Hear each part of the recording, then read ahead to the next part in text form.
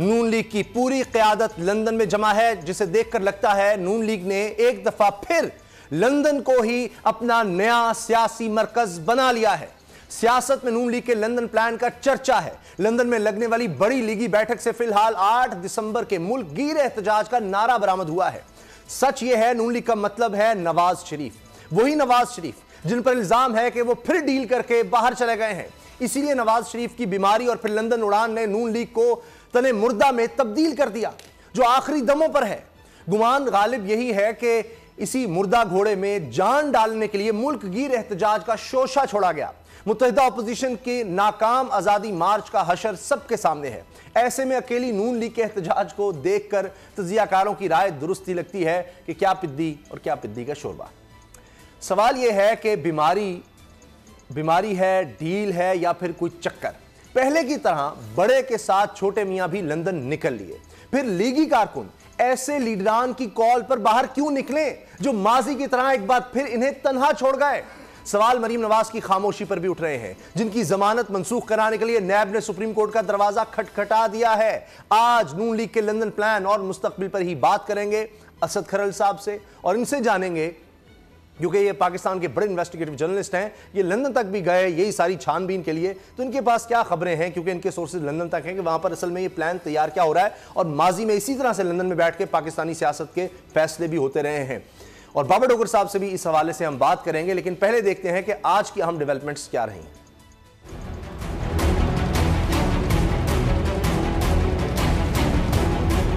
कौमी असेंबली में आज भी होती रही ओपोजिशन और हुकूमत में सियासी टर्टर। डिप्टी स्पीकर देते रहे दुहाई के हाउस इन ऑर्डर ऑर्डर, लेकिन ओपोजिशन शोर मचाती रही कि पहले प्रोडक्शन ऑर्डर फिर हाउस इन ऑर्डर। सच ये है कि स्पीकर साहब ने तो जारी किए थे ओपोजिशन अरकान के प्रोडक्शन ऑर्डर, लेकिन न जाने क्यों हो गए ये डिसऑर्डर। गजब ये हुआ कि ओपोजिशन के साथ हुकूमती इत्तेहादी अख्तर मैंगल और साथी भी वॉकआउट कर गए अपनी नशिस्तों से उठकर।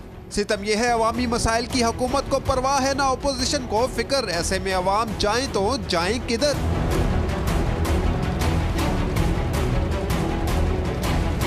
लगता है नून लीग की भी है नए हमले की तैयारी, इसीलिए लंदन पहुंच गई है सीनियर लीगी रहनुमाओं की खेप सारी। सवाल उठ रखे हैं कि क्या इस बैठक में नवाज शरीफ भी बैठेंगे भूलकर अपनी बीमारी।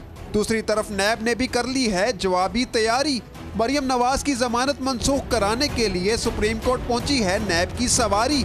मरियम नवाज की जेल वापसी होती है या फिर वो भी वालिद की तरह जाती हैं मुल्क से बाहर। देखना यह है कि लीगी लंदन प्लान से -1 पार्लियामेंट में होता है या फिर नून लीग के अपने अंदर। सब है सियासी चक्कर, अवामी मसाइल की किसी को नहीं फिक्र। ऐसे में अवाम जाएं तो जाएं किधर। पाकिस्तानी मईशत में बेहतरी की खुशखबरियां रोज मिल रही हैं। अब तो बैरून मुल्क छुपाई रकमें भी वापस आ रही हैं। डॉलर नीचे और स्टॉक मार्केट ऊपर। रोज मीडिया पर ऐसी खबरें चल रही हैं। मोडीज की रेटिंग में बेहतरी का भी हर दिन हो रहा है जिक्र, लेकिन आम पाकिस्तानी को समझ नहीं आ रही कि क्यों सस्ते नहीं हो रहे प्याज और टमाटर। पाकिस्तानी तब्दीली का लोहा उस वक्त मानेंगे जब महंगाई का जिन बंद होगा चिराग के अंदर। फिलहाल तो इक़्तिदार के ऐवानों में अवामी मसाइल का कहीं नहीं जिक्र। ऐसे में अवाम जाएं तो जाएं किधर।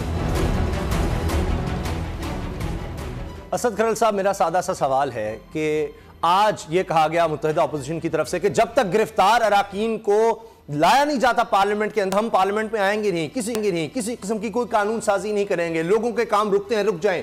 मुल्क का निजाम रुकता है, रुक जाए। गिरफ्तार लोगों को जरूर लेकर आना है। अदालतों में ये लोग जाते हैं उन मसाइल को लेकर जो पार्लियामेंट के हैं। अदालतें कहती हैं पार्लियामेंट में जाकर आप हल करें। पार्लियामेंट में ये सिर्फ पार्लियामेंट इसीलिए है, कौमी असेंबली इसलिए है कि जो शख्स गिरफ्तार हो उसके प्रोडक्शन ऑर्डर जारी किए जाए, या कानून साजी के लिए है?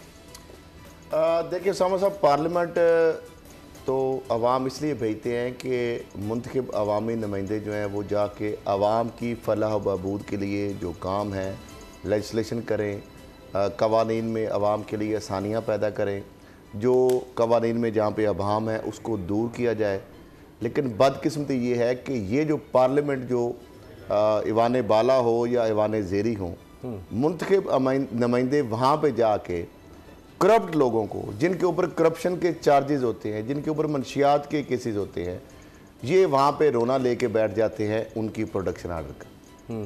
और वहाँ पे कोई अवामी मफाद के हवाले से आप मुझे ये बता दें कि एहसन इकबाल साहब ट्विटर तो कर रहे हैं कि 8 दिसंबर से मुल्क गिर, हम एहतजाज करेंगे महंगाई के ख़िलाफ़, बिजली महंगी है उसके ख़िलाफ़, महंगी अशिया ज़रूरिया के ख़िलाफ़, और जो गैस सस्ती करने का वादा किया गया वो सस्ती नहीं की गई। लेकिन असम्बली के फोरम में जब भी आपने देखा है वहाँ पे यही मामला हुआ है।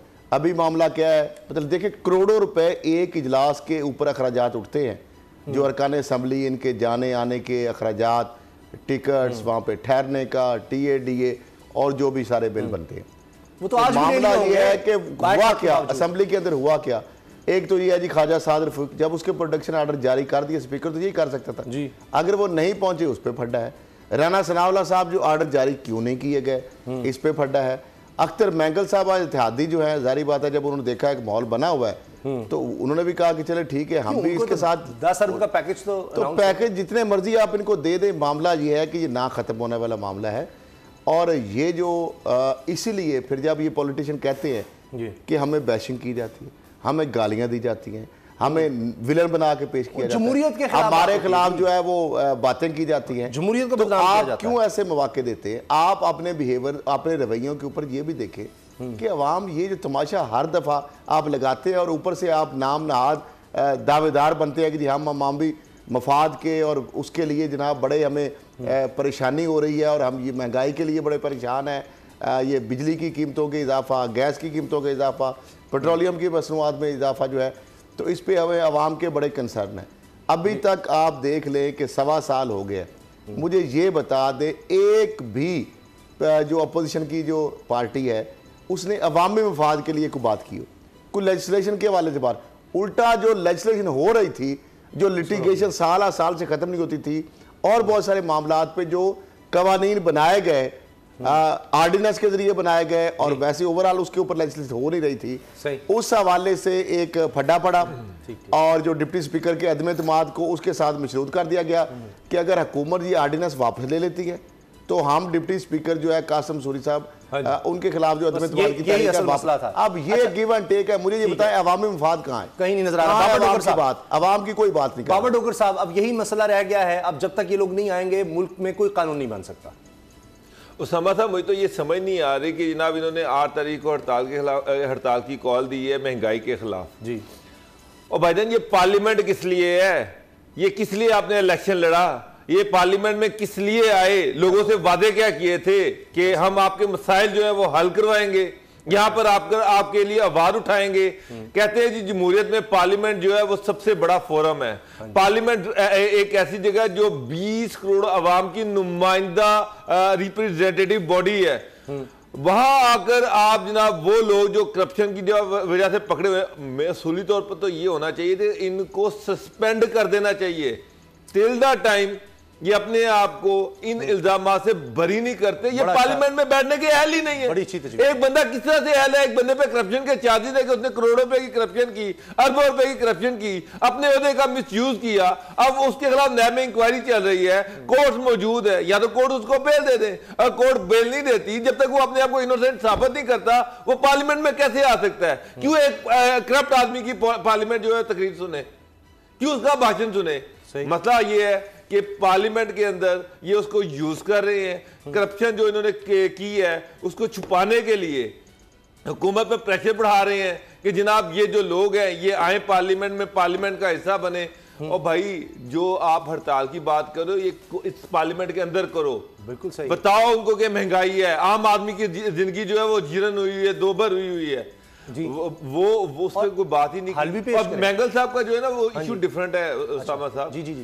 मैंगल साहब जो है उन्होंने 4 कोई खवातीन अवारान से अरेस्ट हुई हैं, वो उस पर उन्होंने एहतजाज किया है। वो इनका हिस्सा नहीं है, वो इस हवाले से हिस्सा नहीं है, उनका एक अपना एक प्रोटेस्ट है। उस मामले को देखा जाए, देखिए उस पे स्पीकर ने इंटीरियर मिनिस्टर को बुला लिया है, उससे हो रही है। आप समझते हैं कि मेरे हल्के के लोगों के साथ नाइंसाफी हो रही है, मेरे लोगों के साथ इंसाफी है। तो ये असल टूल है कि आप इसको इस्तेमाल करें। आप इंटीरियर मिनिस्टर आएगा, जवाब देगा और वो बताएगा कि क्यों अरेस्ट किया गया। कानून इन्होंने बनाए, नैब का कानून कोई तहरीक इंसाफ के दौर में नहीं बना।